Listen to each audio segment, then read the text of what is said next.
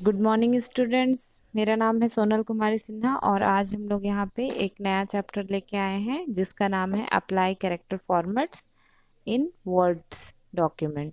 तो हम लोग आज यहाँ सीखेंगे वर्ड डॉक्यूमेंट में किस तरह कैरेक्टर को फॉर्मेट किया जाता है। तो आइए हम लोग देखते हैं किस प्रकार वर्ड डॉक्यूमेंट में हम लोग कैरेक्टर फॉर्मेट्स का उपयोग करते हैं। तो सबसे पहले हमने वर्ड का पेज खोलना है जो हम लोग को आता है। हम लोग किस तरह से खोलते हैं आप ये सभी को ही जानते हैं।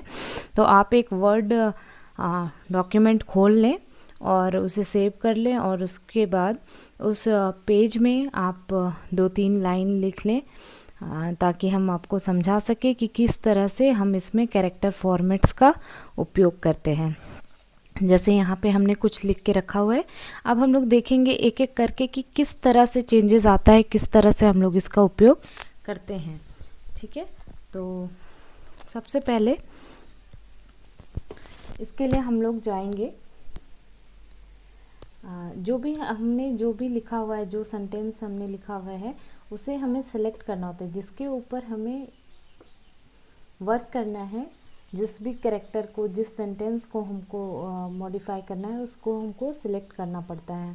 सिलेक्ट करने के बाद यदि हमें फॉन्ट इसका चेंज करना है तो हम उसे चेंज करने के लिए इस ऑप्शन में जाते हैं और यहाँ पे बहुत तरह के फॉन्ट्स दिए हुए होते हैं, अवेलेबल रहते हैं। तो इसमें से आपको जो भी उचित लगे आप अपने हिसाब से, हम यहाँ से फॉन्ट उसका सिलेक्ट कर लेते हैं। जैसे हमने यहाँ पे ये फॉन्ट सेलेक्ट किया हुआ है। ठीक है, अभी यदि आपको ये साइज़ इसका बढ़ाना घटाना है तो आप यहाँ पे जा सकते हैं। इसे हम फॉन्ट साइज़ कहते हैं। ये सारे चीज़ जो हैं, जो कैरेक्टर फॉर्मेट्स पे हैं, हम जिनको अप्लाई कर रहे हैं वो सारे के सारे होम टैब के अंतर्गत फॉन्ट ग्रुप में आते हैं।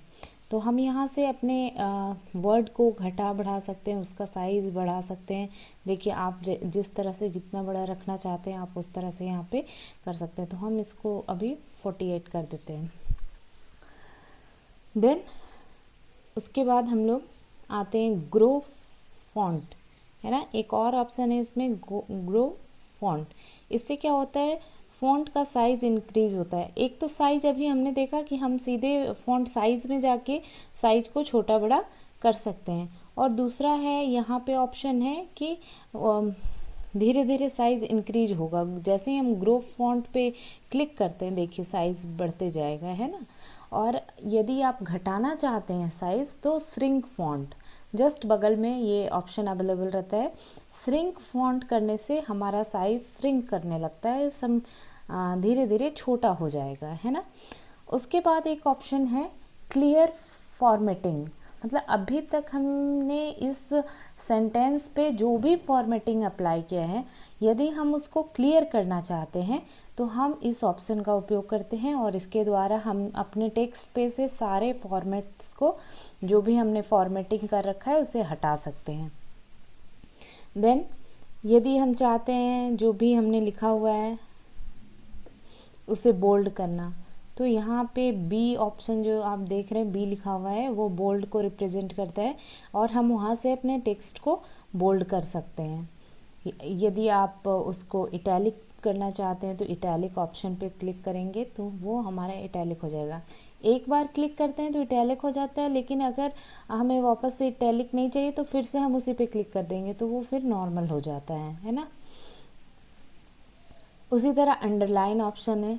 अंडरलाइन ऑप्शन से क्या होता है कि हम जिस भी जैसे यहाँ पे जो वर्ड्स चुने हुए हैं उसको यदि हम चाहते हैं कि लिखे हुए के नीचे एक लाइनिंग आ जाए, अंडरलाइन कर ले, तो हम इस ऑप्शन को चुनेंगे। देखिए आप यहाँ पे देख रहे हैं, यहाँ पे अंडरलाइन हो गया।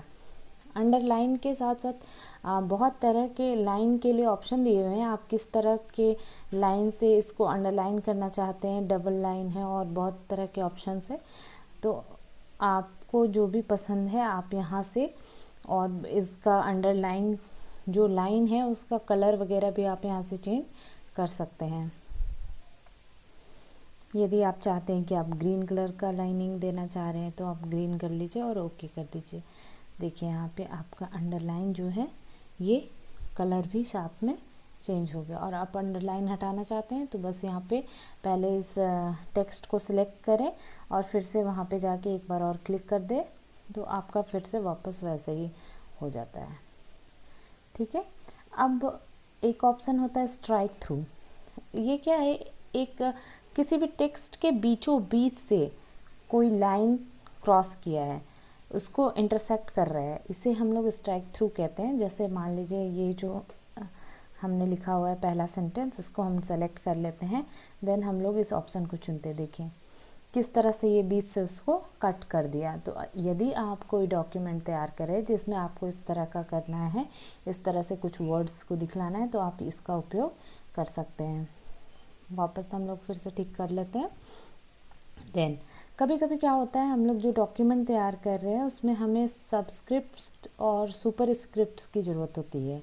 यानी कि जैसे आपको जल का केमिकल रूप लिखना है, केमिकल सूत्र, उसका रासायनिक सूत्र लिखना है, जो क्या होता है H2O।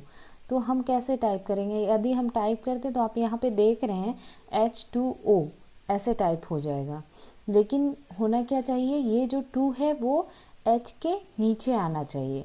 तो इसको हम कैसे इसमें कर सकते हैं, इसके लिए हम लोग जिस चीज़ को, जिस कैरेक्टर को हमें नीचे ले जाना है उसको सिलेक्ट कर लेते हैं। जैसे 2 को हमने यहाँ पे सिलेक्ट कर लिया और हम क्या करेंगे, सबस्क्रिप्ट पे क्लिक करेंगे। देखिए आप, ये अभी सही फॉर्मेट पे आ गया H2O, है ना।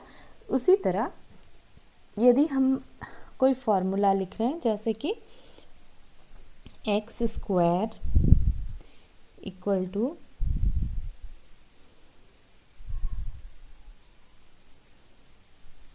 A²,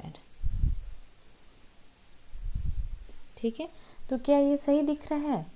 स्क्वायर तो इस तरह से नहीं लिखा जाता है, तो फिर ये क्या होना चाहिए था, x के ऊपर ये 2 होना चाहिए था। तो इसके लिए हम लोग क्या करेंगे, हम यहाँ से सुपर स्क्रिप्ट पे 2 को सिलेक्ट करेंगे और सुपर स्क्रिप्ट को क्लिक करेंगे। देखिए अब ये x² बन गया। सेम ऐसे ही यहाँ पे भी हम लोग 2 को सिलेक्ट करेंगे और सुपर स्क्रिप्ट पे क्लिक करते हैं, तो देखिए ये A² हो गया। तो इस तरह से हम लोग सब स्क्रिप्ट और सुपर स्क्रिप्ट का उपयोग करके अपने डॉक्यूमेंट को में कुछ फार्मूलाज वगैरह या किसी भी तरह का अगर हमको ज़रूरत पड़ता है सबस्क्रिप्ट और सुपर स्क्रिप्ट के रूप में लिखने का, तो हम यहाँ से उसे यूज़ कर सकते हैं। देन चेंज केस, ये भी बहुत इम्पॉर्टेंट फीचर है वर्ड में। इसमें बहुत सारे ऑप्शंस हैं। चेंज केस के अंतर्गत जो भी टेक्स्ट हम लोग सिलेक्ट किए हुए हैं उसको हम लोग अपर केस में रख सकते हैं, लोअर केस में रख सकते हैं, और भी कुछ ऑप्शंस है। आइए हम लोग एक एक करके देखते हैं। तो सबसे पहले हम लोग सेंटेंस को सिलेक्ट कर लेते हैं ताकि हमें पता चले कि क्या चेंजेस हो रहे हैं, है ना। तो जैसे हम अपना फर्स्ट सेंटेंस सिलेक्ट कर लिए, देन हम लोग जाते हैं यहाँ पे चेंज केसेस में और पहला ऑप्शन सिलेक्ट करते हैं सेंटेंस केस। जैसे ही हम लोग सेंटेंस केस सिलेक्ट करते हैं, देखिए कोई चेंजेस नहीं हुआ, ये पहले से भी सेंटेंस केस में ही था। सेंटेंस केस में क्या होता है, जो भी सेंटेंस है उसका फर्स्ट वर्ड का फर्स्ट लेटर कैपिटल होता है, बाकी सारे स्मॉल लेटर होते हैं। तो ये ऑलरेडी पहले से इसी में था, इसलिए कोई चेंजेस आपको नहीं दिखा। देन हम लोग जाते हैं लोअर केस। जैसे ही हम लोअर केस करते हैं, देखिए यहाँ पे जितने भी हमारे कैरेक्टर्स हैं वो सारे के सारे स्मॉल हो गए। देन हम लोग जाते हैं अपर केस में। अपर केस में हम लोग जैसे ही जाएंगे तो जितने लेटर्स थे वो सारे के सारे कैपिटल में चेंज हो जाते हैं। फिर हम लोग जाते हैं कैपिटलाइज ईच वर्ड, ठीक है। तो ये ऑलरेडी ईच वर्ड यानी कि हर वर्ड का पहला जो हमारा हर एक वर्ड का जो पहला कैरेक्टर है वो क्या हो जाता है, यहाँ पे कैपिटल हो जाता है। जैसे माई में M, नेम में N, ईज में I, है ना, सोनल में S, इस तरह से ये कैपिटल हो जाता है। देन टोगल केसेस, अब इसको हम लोग नॉर्मल कर लेते हैं। जैसे पहले था हमारा सेंटेंस सबसे पहले, है ना। अभी हम लोग टोगल केस में देखते हैं क्या चेंजेस आता है। जैसे ही हम टोगल केस में जाते हैं जस्ट अपोजिट हो जाता है। जो अक्षर, जो कैरेक्टर हमारा कैपिटल था वो अभी स्मॉल हो जाएगा, और जो स्मॉल था वो सारा कैपिटल हो जाएगा, मतलब जस्ट अपोजिट हो जाता है। यही है टोगल केस। तो इस तरह से 5 ऑप्शंस थे जिसके द्वारा हम लोग अपने कैरेक्टर को चेंज कर सकते हैं। उसका केस उसका जो है उसको अपर लोअर केस में हम लोग यहाँ पे चेंज कर सकते हैं अपने सेंटेंस को। देन फिर आते हैं हम लोग कलर की बात करते हैं। यदि हम कुछ भी डॉक्यूमेंट बना रहे हैं जिसमें हमें किसी खास लाइन को, किसी खास वर्ड को हाईलाइट करना है, इम्पॉर्टेंट है, तो उसे हम किस तरह से शो करते हैं अपने बुक या नोट्स में। हम उसे किसी पेन या मार्कर से अंडरलाइन कर देते हैं ताकि वो हाईलाइट हो जाए।